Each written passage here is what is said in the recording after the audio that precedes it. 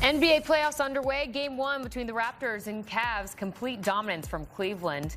Early fourth here, off the break, pass to Donovan Mitchell. Pump fakes and throws down the slam. Next, Cleveland, possession, Mitchell driving. Layup is no good, so he just gets his own rebound, lays it home, and the Cavaliers go on to win it 126-113 from Cleveland. For much more on this Game 1, let's go ahead and welcome in our own John Gonzalez. John, let's go ahead and start with the Cavs, who get it done in dominant fashion behind Donovan Mitchell. This was his 9th straight Game 1 with more than 30 points. That extends his NBA record, making it the longest streak in playoff history. What impressed you most about his performance? Yeah, he always shows up to start a series, right? I mean, Donovan Mitchell was fantastic tonight, goes for 32 points. The Raptors really had no answer for him, which is a little surprising because the Raptors are a pretty good defensive team. They were 5th in defensive rating this season. And the Cavs are sort of the inverse. They're not a very good defensive team, but they are an excellent offensive team, and they're at home. Now, the question for the Cavs was really, what's this lineup look like? They haven't had a ton of time together. They played 41 different lineups this season. 5 other teams have done that, and none of those are playoff teams. So they're a little unsure about what they were going to get from this unit, and they really needed Donovan Mitchell to step up, and he absolutely did, as did James Harden and Evan Mobley. And then Jared Allen, who has been dealing with a knee injury, he goes for 27 minutes. So I think if you're Kenny Atkinson and you look at this first game, you're thinking, all right, pretty close between us and the Raptors. They didn't beat the Raptors, Jordan, all season during the regular season, and then they come out and just absolutely maul them in Game 1. You're feeling pretty good about it.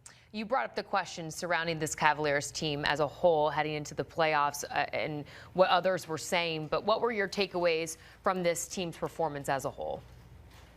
Yeah, if I'm the Cavs, I mean, look, at the trade deadline, they went and decided to shake things up, right? Because they come into this season with aspirations of definitely improving on what happened last year. Last year, they're at the top of the Eastern Conference all season during the regular season. Then they go into the playoffs and they get bounced in the second round by those plucky Indiana Pacers, right? Well, that's not where they wanted to be. And then they come in this year and they're thinking, all right, now they thought the Celtics were going to take a step back. Indiana is off the board because of what happened with Tyrese Halliburton's Achilles.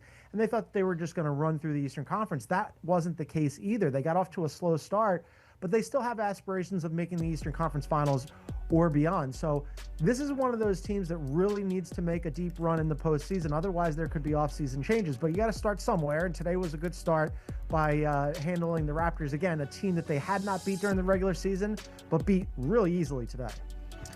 As for the Raptors, you mentioned they just had no answer for Donovan Mitchell today. What do they need to do to bounce back in Game 2 come Monday and attempt to contain him?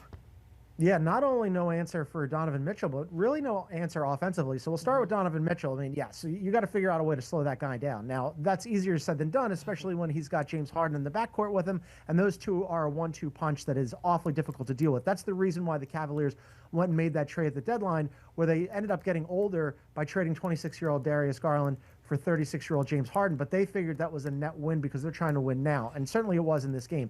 But then offensively, the Raptors got to figure something out here because, look, Scotty Barnes had a pretty good game offensively, and R.J. Barrett went for 24 points. They didn't have Emmanuel Quickley, which does not help. But the thing that I'm looking at here, and the guy that I'm singling out, is Brandon Ingram, because if Scotty Barnes is your best player, Brandon Ingram's supposed to be the 1A, or you could reverse that and make Brandon Ingram your 1 and Scotty Barnes your 1A, but only one of those guys came to show up today. And Brandon Ingram goes for 17 points. He only took 9 shots. He was 0 for 1 from deep. He was 7 for 10 from the line. That is not good enough. If you're Brandon Ingram, you come into this team and you're looking to be a leader and one of the best players on the Raptors, a Raptors team that is grossly overpaid for a 5 seed, you got to show up and do more than just shoot 9 shots and score 17 points. The Raptors have now lost 11 straight playoff games against Cleveland. As we button this up, Cleveland obviously gets it done in Game 1. You actually have the Cavs going on to win this series. But how much faith do you have in this team to make a pretty deep run? Not much, because I have them winning this series, but I don't have them advancing past the second round where they would ostensibly face the Detroit Pistons, who have been atop of the Eastern Conference all season long. And that's a problem for the Cavs, right? Because as we mentioned, they really do need to make a deep run. They need to, I think it's Eastern Conference Finals at a minimum. Otherwise, you're looking at a really difficult offseason where all of a sudden, look, Donovan Mitchell, offseason after next, is going to be a free agent. Do they all of a sudden unplug, say, Evan Mobley, maybe make a run at a Giannis Antetokounmpo? Could Kenny Atkinson's job be in danger? Might they shuffle the deck even further? I mean, they've already shown a propensity to do it, right? At the trade deadline, where they go and acquire James Harden and they pick up Dennis Schroeder and Keon Ellis. Like, this is a team that has decided, hey, we weren't good enough before the deadline. We tinkered. Now, all of a sudden, if they don't get out of the second round at least and get to the Eastern Conference Finals, it would not surprise me if they tinker a little bit more. All right, we'll leave it there as the Cavaliers get it done in dominant fashion. Game 2 is slated for Monday at 7 Eastern, also from Cleveland before the series. Kind of look like film and then walking through some sets and things like that, trying to make adjustments in your experience. Anyway. Yeah, I mean, you have an evening game for Game 2, so you can take the walk through that morning to walk through the stuff. But tomorrow is all about film and recovery. It's between the ears. They're going to take a look, and the coach is going to take a look at everything, and they got to kind of boil it down. All right, let's focus on taking away X, Y, and Z. Then you walk through it the following morning, and hopefully you're ready to go and execute for Game 2. Jerm, they missed quickly today. How would that have changed? Obviously, the rotation goes from 8 that they would play in the key minutes to 9, but there was a few points, especially when Scotty got the early foul. Yeah, there was. And Scotty getting into early foul trouble really created, I think, a dilemma for Darko in terms of utilizing him as the primary ball handler when Shed wasn't on the floor. Having said that, I just mentioned what Immanuel Quickley brings offensively is the ability to score the basketball and help them from the three-point line. The Raptors were very good from the three-point line. They were able to score. The question is the other side of the basketball. And does Immanuel Quickley make that difference on that side of the ball? You could argue not necessarily, but I think collectively having your full roster and having your rotation intact is going to help. So you hope Immanuel can come back and help this team. But we were all kind of surprised when we saw Jamal Shed starting, because that really changes the dynamic of what you bring off the bench and how you approach the start of the game. So we'll see if that might be an adjustment that Darko might go to in Game 2 to see if he wants to consistently stay with Jamal Shed if Immanuel Quickley's not in the lineup. Yeah, your radio show will be talking about it, the fans chatting about it before what happens on Monday night. Alvin and Matt are at Rocket Arena with their thoughts. 86 points generated through James Harden and Donovan Mitchell. Brad, and you think, Alvin, about James Harden. Well, since he's come here to Cleveland, averaging big numbers, he's done it throughout the course of his Hall of Fame career, and he got it done here. 22 points, 10 assists, and everybody for the last 17 years has talked about, hey, speed him up, do that. It's extremely difficult. This game was played at his pace. Well, you're definitely not going to speed someone up after 17 years. And James Harden, he can do everything on the offensive side. He shoots through every type of defense. We've seen defenses of people trying to stand behind him so he couldn't do the step back and force him to go downhill and try to create fouls. Rules have been changed because of James Harden, how he generates fouls and gets to the free throw line. So he really knows how to manipulate the game. He's been doing it for 17 years. So you're not going to pick one defense that's going to shut him down. You have to switch defenses up.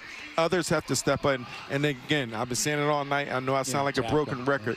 You have to attack James Harden on the other end. You can't let him relax. You can't allow him to just stay disengaged within the game. You have to seek out matchups. You have to push it at him, whether it's a post-up, whether it's isolation. You have to make him work on the other side of the floor. During the course of the regular season, because of a left foot injury, Max Strus played all of 12 games. This is game number 13 for him. And when you have Harden delivering, you have to have somebody that's making shots around him to get 10 assists, and he was certainly key. Career high in the postseason with 24 points. You're so concerned about that three-point shot. Yes, he made 4, but his ability to put it on the deck and then also deliver on the inside. He finished 8 for 10 from the field, Alvin. Well, that stint in the third quarter, he really exploded, knocking the shots out, scoring 8 points early on. Delivered that today, especially in the first half and early in the third. All 8 of his made field goals assisted. So it's all that cutting and then that ability to knock down the 3 as we send it back to Brad. Guys, thank you very much. So Scotty Barnes wound up getting decent numbers. The first half really kind of interrupted by those 2 fouls. Not only was he sitting, I think Darko did a nice job keeping him with 2 till halftime, but hard to play aggressive in your Scotty Barnes basketball. So where do we sit when we said, is he ready for his close-up? Are you ready to say what game 1? I think he's got another gear for game 2. Well, you don't